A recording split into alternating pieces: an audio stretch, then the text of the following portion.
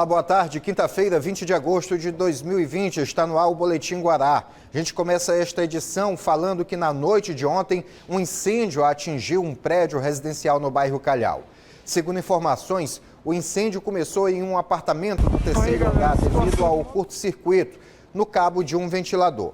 No apartamento, reside uma senhora que conseguiu sair do local com a ajuda de vizinhos. O corpo de bombeiros foi acionado, mas teve dificuldade em controlar as chamas por conta do acesso. Lá não tem uma entrada apropriada para o caminhão em que os bombeiros estavam. As chamas atingiram o quarto andar do prédio de 15 pavimentos, mas felizmente o local foi desocupado e todos os moradores ficaram em segurança. O incêndio foi controlado após 2 horas de ter sido detectado pelas pessoas que residem por lá. Provocou uma grande movimentação ali no entorno de onde o edifício fica, no bairro do Calhau, chamou a atenção de moradores de outros prédios, outros espaços. Várias pessoas registraram o ocorrido e, felizmente, graças a Deus, ninguém saiu ferido desse episódio, que, de acordo com os levantamentos, foi provocado por conta de um curto-circuito em um cabo de um ventilador. Mas o Corpo de Bombeiros ainda está averiguando com calma toda essa situação para saber se foi somente isso mesmo ou se haviam outros detalhes, se existem outras possibilidades desse incêndio ter acontecido dentro deste apartamento, neste edifício localizado no bairro do Calhau. Sobre este assunto e para falar sobre a manutenção de condomínios, para evitar esse tipo de problema, eu converso com o diretor-geral da VSG Condomínios, o Vinícius Gobel, que já está aqui em nossos estúdios. Vinícius, boa tarde, antes de mais nada. Boa tarde a todos os telespectadores. Realmente ontem foi uma situação que aconteceu em um condomínio aqui no bairro do Calhau, e dentre as importâncias de serem observadas, das manutenções que precisam ser observadas em um condomínio, a segurança em primeiro lugar, né? Então, em um caso desse de incêndio, tem pontos que são muito importantes a serem observados, como com relação à questão dos extintores, se saber se estão dentro do prazo de validade, as mangueiras, a rede de hidrantes, os sprinklers, os alarmes de incêndio, porque se tudo tiver com a manutenção vigente, em um caso desse consegue apaziguar, resolver da melhor forma possível em um tempo mais rápido. Nesse caso, a proprietária do apartamento conseguiu ser retirada de dentro do imóvel a tempo, né? Graças a Deus. Outras pessoas deram alarde, mas a gente percebeu uma dificuldade aí, que não é a primeira vez que acontece aqui em São Luís, que é em relação ao acesso do Corpo de Bombeiros. Caso parecido aconteceu, acredito que há 2 anos atrás, ali no bairro do Olho d'Água, onde a altura do portão de entrada do condomínio não permitiu que o Corpo de Bombeiros acessasse com o seu veículo. Existe alguma normativa para que tenha uma altura mínima o portão, para que o Corpo de Bombeiros tenha acesso mais facilitado em uma situação como essa? O condomínio, para ele ser entregue, ele precisa do AVCB, né, que é o documento que certifica que aquele condomínio está habilitado para que seja ocupado. E esse AVCB, ele é renovado anualmente. Então, é muito importante que todos os condomínios eles estejam com esse AVCB em dias. Obviamente que para que o condomínio tenha esse AVCB, ele precisa estar com as manutenções todas atualizadas, todas em dias. E aí, com essas manutenções em dias, o Corpo de Bombeiros ele vai até o condomínio, faz a vistoria e entrega o AVCB atualizado.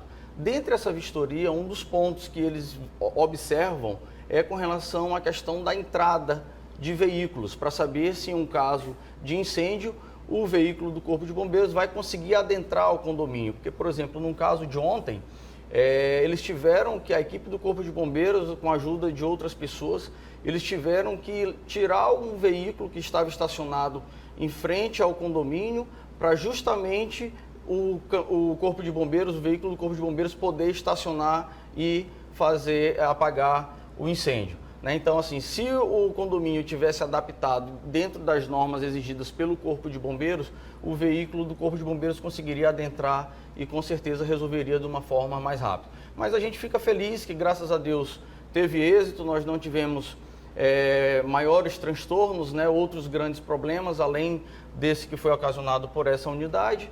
E a gente sempre, o recado que nós da VSG, eu sempre passo isso para todos os nossos clientes, é que estejam com as manutenções todas em dias. A manutenção, ela, quando é feita de forma preventiva, ela se torna muito mais econômica do que quando ela é feita de forma corretiva. O documento que você citou, como é? É o AVCB, é o certificado AVCB. do Corpo de Bombeiros. Esse certificado ele tem a validade de 1 ano e todo ano, ao fazer a renovação, a equipe do Corpo de Bombeiros eles vão até o condomínio, fazem a vistoria, certificam se aqueles equipamentos, se aquelas as bombas, os extintores, os para-raios, as portas corta-fogo, as sinalizações de emergência, se elas estão dentro do padrão. Estando tudo ok, eles emitem um certificado para o condomínio. Tá certo. Eu não vou colocar o Vinícius numa bola dividida aqui, mas eu acho que um documento como esse, né, para ser liberado, precisa estar tudo certinho. Se o próprio Corpo de Bombeiros faz a vistoria, será que não houve atenção por parte deles a essa questão da entrada?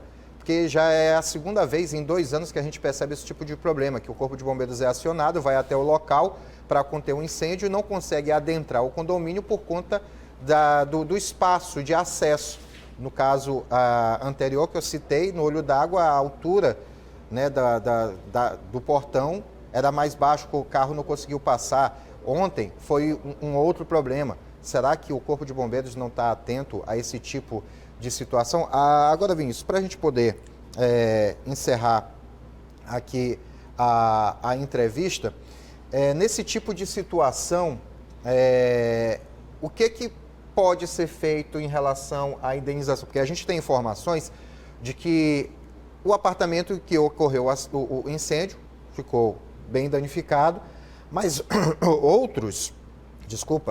outras pessoas do condomínio também tiveram danos por conta de que o sistema anti-incêndio acabou sendo acionado. As pessoas tiveram seus apartamentos tomados pela água por conta desse incêndio. Existe algum tipo de reparação, não só ao proprietário do apartamento, ou ele não tem direito algum e os outros têm algum tipo? É muito importante observar se o condomínio ele possui o seguro. O seguro de um condomínio ele é obrigatório. Às vezes a gente passa essa informação para o síndico e muitas das vezes eles ficam receosos em fazer um seguro por achar que eles poderão usufruir aquela receita que está destinada para o seguro em uma outra benfeitoria para o condomínio. Mas eu sempre friso para os clientes da VSG a obrigatoriedade do seguro que o condomínio tenha, né? E é muito importante que o síndico que for fechar um seguro para o condomínio, que ele não opte sempre pelo mais barato, e sim para aquele que vai dar uma cobertura mais abrangente. Porque num caso desse de incêndio, que foi ocasionado em uma determinada unidade por um curto-circuito num cabo do ventilador, mas dependendo conforme for a abrangência do seguro para o condomínio, os próprios moradores que eles foram lesados, o seguro ele poderá estar cobrindo, dependendo o que diz a pólice, né? Então é muito importante que um síndico, ao fechar um seguro para o seu condomínio, ele não observe somente a questão do valor, e sim observe com relação à questão da abrangência, o que ele vai ter de cobertura, o que ele vai ter direito, que a gente tem que pensar sempre de uma forma global.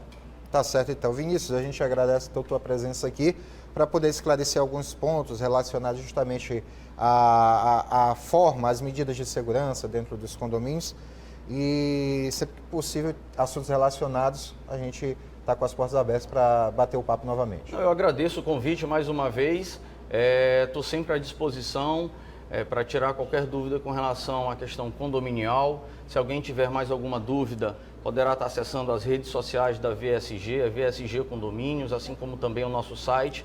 E agradeço mais uma vez e coloco-me sempre à disposição. Tá certo. Fique em casa, voltamos já com o Boletim Guará.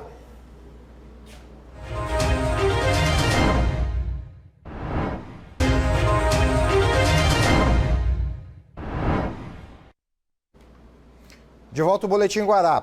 Preste atenção nesta informação e tire suas próprias conclusões.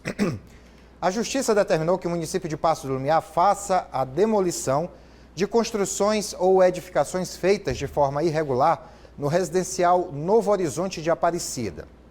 A ordem atende a um pedido do Ministério Público Estadual que ajuizou a ação civil pública contra o município de Paços do Lumiar e duas entidades de classe. O Ministério Público alegou que os réus ocupam ilegalmente a área que está localizada ao lado de um espaço comercial, onde os réus teriam levantado prédios para as sedes das duas cooperativas. Na ação, o MP pediu a condenação de todos os réus e a reparação integral do dano ambiental. Com base em decisão do Superior Tribunal de Justiça, o juiz do caso, o Dr. Douglas de Mello, determinou a desocupação da área e a demolição das estruturas em um prazo de até 1 ano. No caso de descumprimento de qualquer uma das medidas determinadas, os réus devem pagar multa diária no valor de R$ 500. Hoje pela manhã, o governador do estado, Flávio Dino, fez o lançamento do Plano Emergencial de Emprego Celso Furtado. O plano é uma forma encontrada pelo estado para tentar movimentar a roda da economia no Maranhão. Entre as medidas está a realização de obras com cronograma e orçamentos bem mais definidos. Em primeiro lugar, nós estamos tratando de investimentos em obras e compras públicas, que ocorrerão entre este mês de agosto e o mês de dezembro. Portanto, é um plano emergencial. Ações emergenciais, ações que vão acontecer neste período. E nós só computamos as despesas públicas que serão feitas neste período. A segunda observação metodológica é que eu não coloquei no plano obras que já estão em estágio avançado, obras que já estão em conclusão, nada desse tipo. São novas ações. Esses investimentos em obras e compras públicas, com esta metodologia que acabei de descrever, chegarão a 558 milhões de reais. Esse é o valor final que nós definimos com a nossa equipe, à luz de propostas das secretarias e à luz da existência das fontes de financiamento. O governador adicionou medidas já em prática ao plano, como os incentivos fiscais a partir das medidas provisórias que dão desconto em débitos de alguns débitos com o Estado. Outra ação anunciada foi o envio de um projeto denominado Emprego Jovem. Irei enviar à Assembleia um projeto de lei criando o programa Emprego Jovem, inicialmente com 2.000 vagas, para que nós tenhamos um estímulo especial para este emprego dos jovens oriundos das escolas públicas do Maranhão. Jovens que estejam, obviamente, fora do mercado de trabalho. O projeto de lei será enviado na próxima semana à Assembleia Legislativa do Maranhão, autorizando a instituição desse programa. Qual é a meta, o objetivo?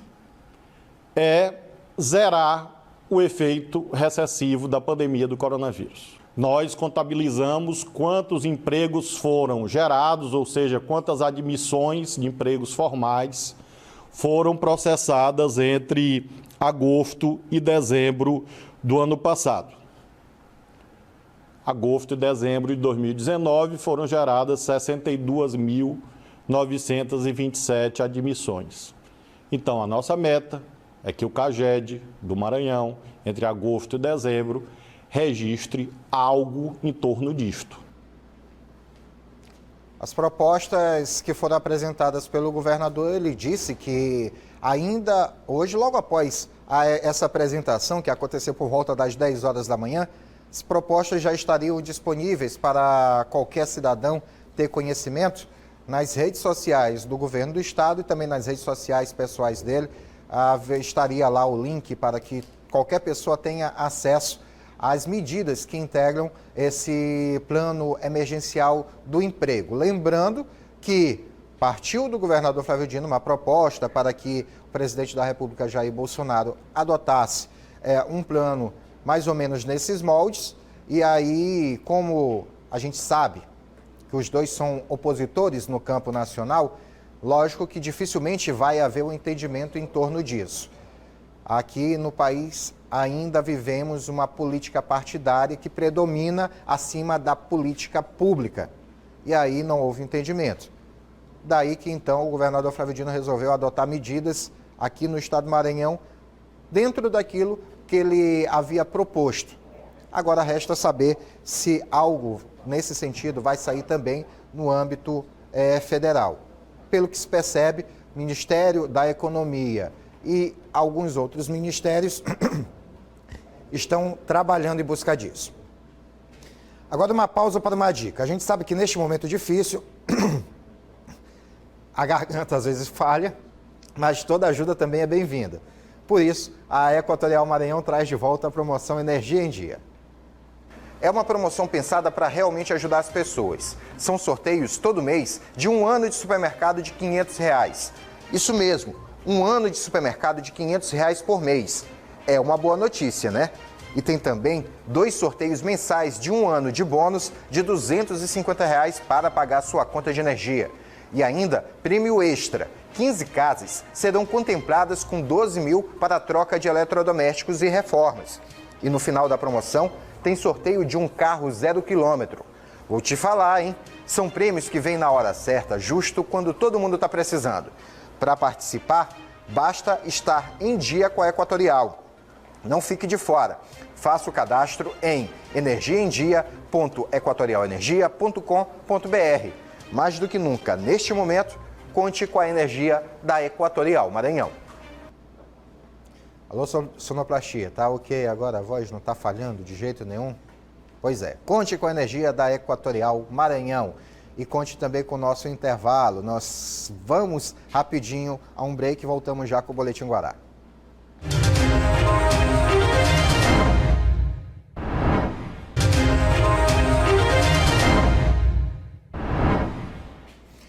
De volta ao Boletim Guará. E a gente volta só para se despedir. O diretor estava cantando lá em cima, um dos diretores, que comanda a mesa, solta os VT, estava cantando, acalmando aqui, tentando acalmar os ânimos, né, para poder finalizar o programa de boa, já que a garganta ficou falhando no primeiro bloco, no segundo. Mas isso a gente vai resolvendo depois. O Boletim Guará de hoje fica por aqui. Mais notícias você acompanha ao longo da nossa programação e no Jornal da Guará logo mais à noite. Eu volto amanhã, após o Esporte Guará. Lembrando que às 6 horas da manhã nós tomamos café junto, viu? Café com Beiju, 6 horas da manhã. Tô por lá, espero você. Vem aí Danilo Quixaba e o Fazemos Qualquer Negócio. Boa tarde a todos. Paz e bem.